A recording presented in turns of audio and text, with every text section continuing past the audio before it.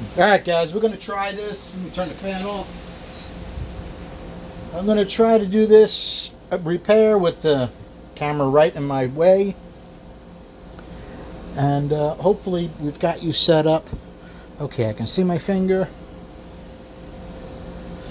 First thing we're going to do is we're going to remove all this paint. So let me choose a burr.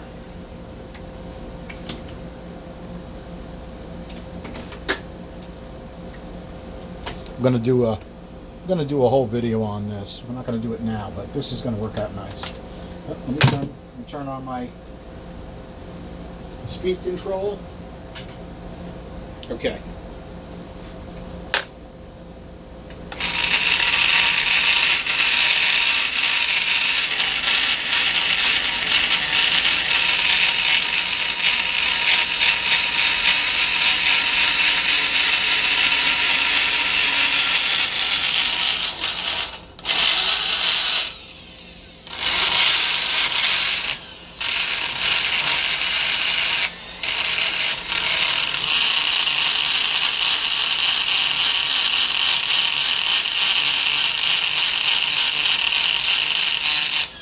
You can hear this is kind of thin in spots.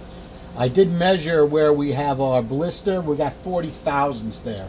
So I'm going to have to use a different burr on that. I'll pop it right through with this one.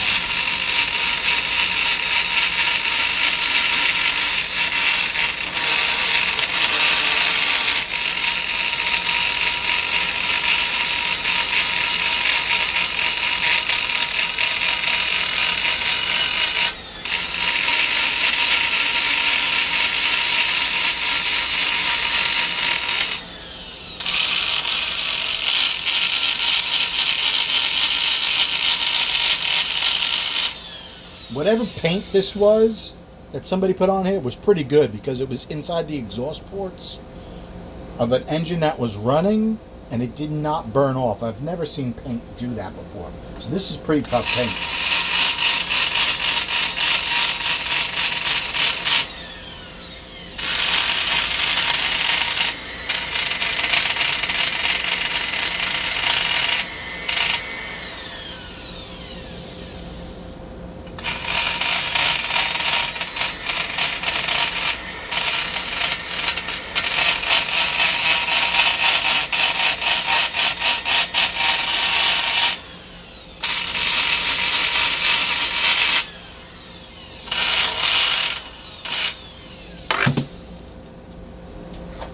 Okay, I'm going to use my ultra smooth burr on this because it doesn't have the impacts.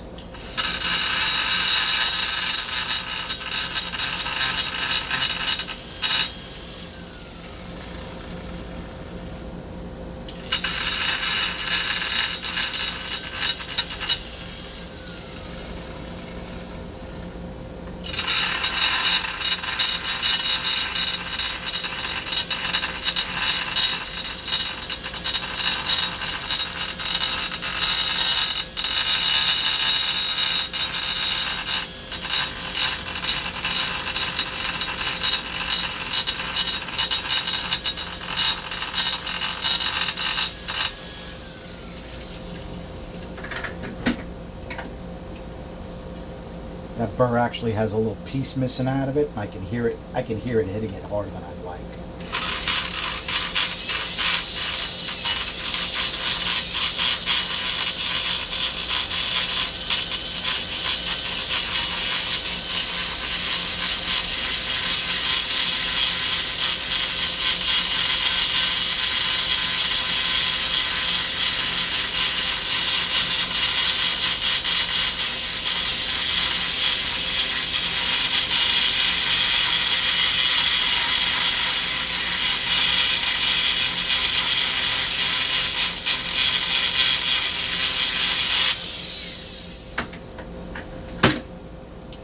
Okay, now what I'm going to do is we're going to take a real small drill bit, about an 1/8 inch drill bit, and we're going to drill.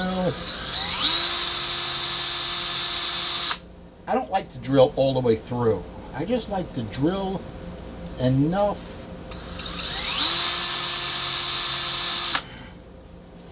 that it gives the epoxy something to really bite into. Now, this might be a real thin spot.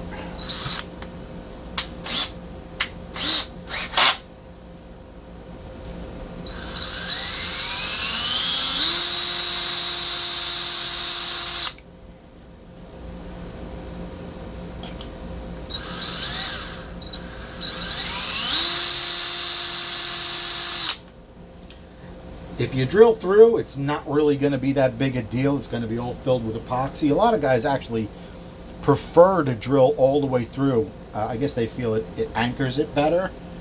But I wouldn't do that on this. This is going to be, the only thing on here is going to be vacuum. Okay?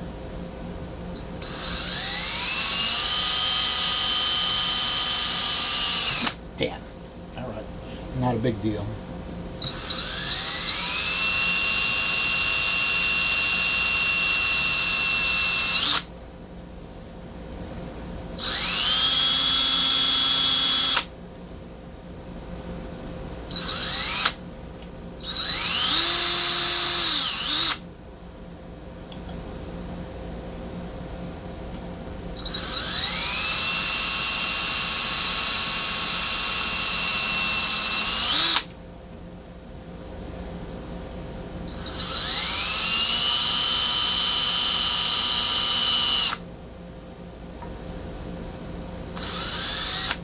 This was one of the worst runners, so it did have to have a lot of area taken out, which is why we have a thin spot at the beginning. But we also were able to test through this, and it flowed just as well as the lower runner.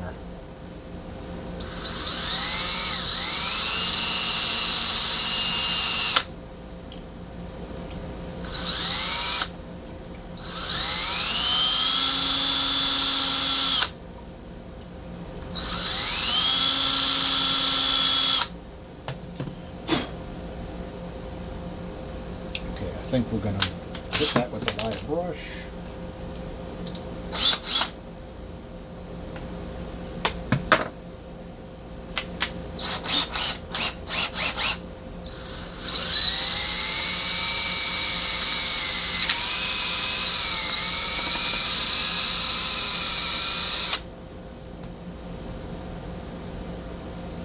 Yeah, I keep putting my finger on it, right? Your finger's got oil on it, not good, but I'm going to get that off, I guarantee you.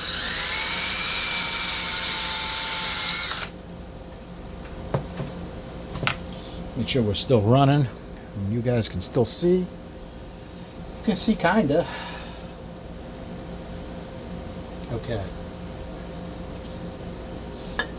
This is what I like to use. There's not a lot left. What does it say on the can? It says, if you breathe this, you'll die instantly. Don't breathe this in, guys. You think, do I need to do anything else? Let me... I'm not thrilled with that. Let's get a little more. Let's get a little more here.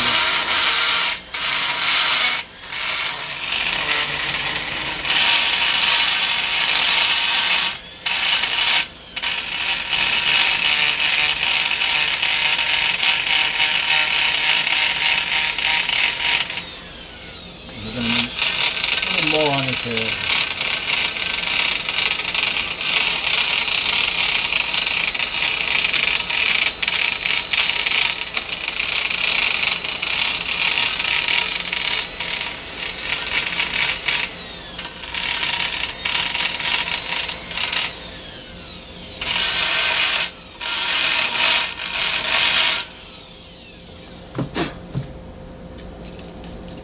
Give this a nice squirt.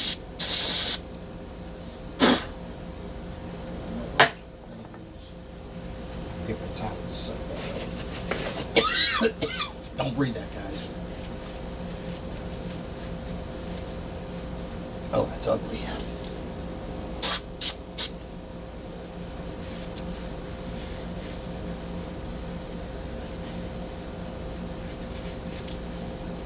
Okay, we're going to make sure that's clear, and we still have to mix our epoxy, so that'll evaporate.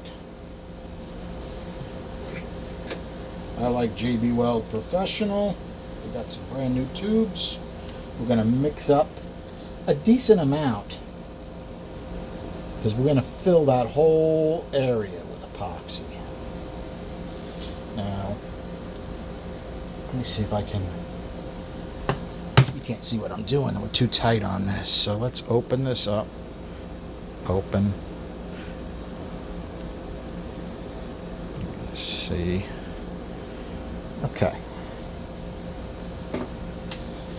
We'll move this over. I think you should be able to see that at that point.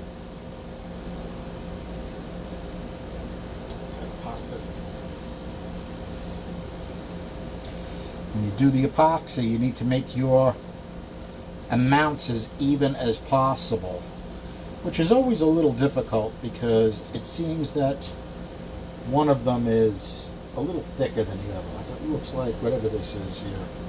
This is the hardener. The hardener was a little bit thicker, so we're going to add a little bit. We're going to add a little bit more of what they consider the steel.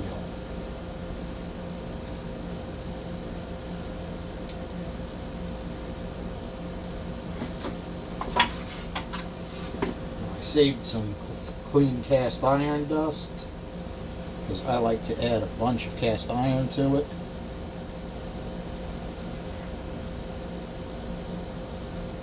Clean is a strange word when it comes to cast iron because it has so much carbon in it. That's why my hands look like this. It looks like I was digging coal.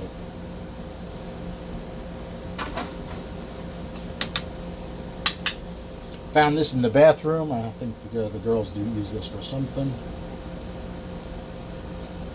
And you need to give it a good mix. It has to be thoroughly mixed.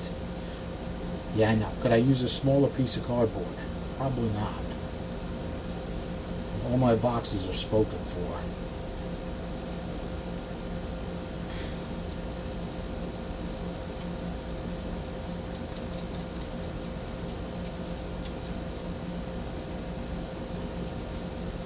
The reason they make it two different colors is so you can spot it when it's not mixed. When it's all mixed together, there won't be any light and dark anymore. It'll all be the same gray. And obviously it will not harden correctly if it's not mixed correctly.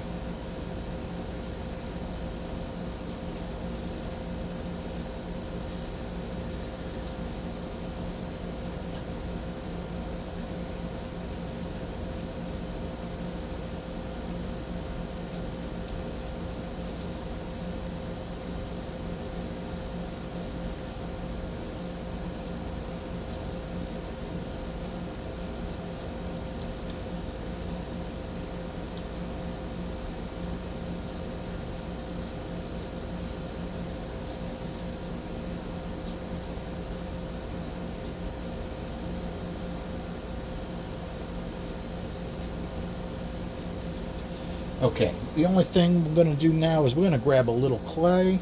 Hopefully I don't knock the camera off.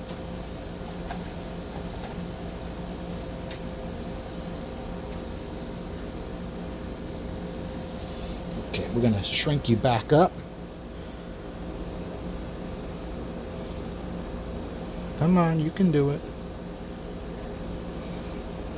Okay. I'm just going to make a little edge here, which probably is right in the way of you guys seeing, because I want to leave this overnight and I want it to be filled with epoxy. I don't want it to run out. So you make a little dam out of some clay. You have it shaped the way you want to have it shaped. And the epoxy won't really stick to the clay. It'll just come right off. So you bring the clay right out to where your paint is. It won't stick well to the paint anyway. And you fill that bad boy.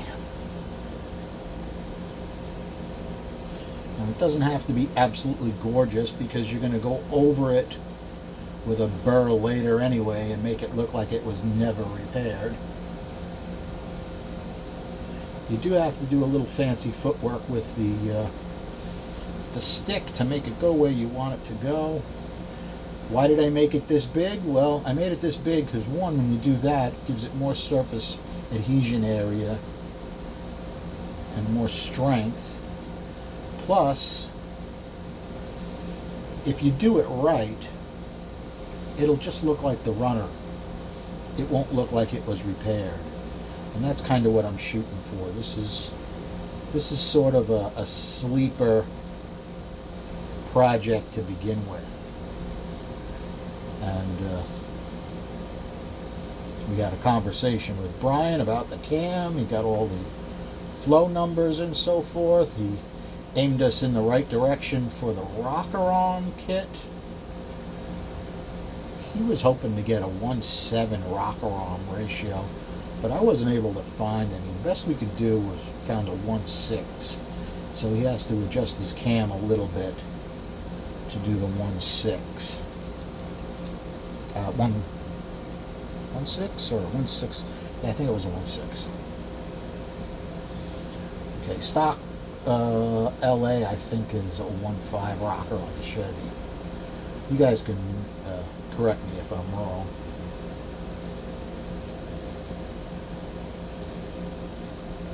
We'll clear this away from this bolt hole when we're done. But as of right now, I wanted to get it decently thick there.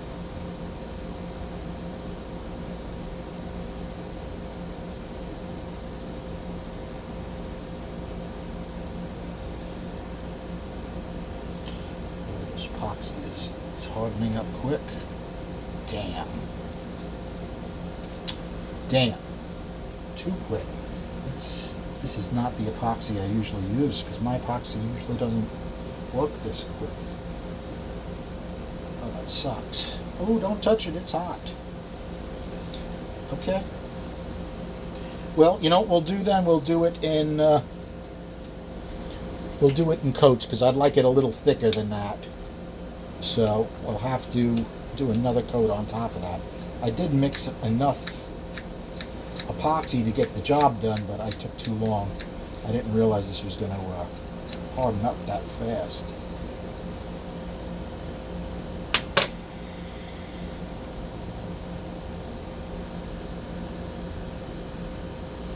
Alright, we got a decent thickness on that. Not bad. Let's pause, you guys. Okay, you can see it's not perfect in every way like Whiffy. We've got this piece that actually like hardened before. So we're gonna have to put another coat over this, which is not a big deal, but I will, when I do that, I'm going to roughen this all up to put a second coat on here. Alright guys, almost 19 minutes fixing a thin spot in an iron intake manifold. Well, hopefully somebody got something out of that. What are the main parts you need to do? It needs to have a rough texture. I like putting some small, not necessarily holes, but at least dents in the material for the epoxy to bite into. It needs to be cleaned properly. I'm sure brake cleaner would do it, but this is good because it doesn't leave any residue. Okay, on electronic controls, you know, you don't want any residue left over on the control itself. Mix the epoxy, put a bunch of iron in it to give it some body, and you're off. All right, guys, thanks for hanging out. Have a good night.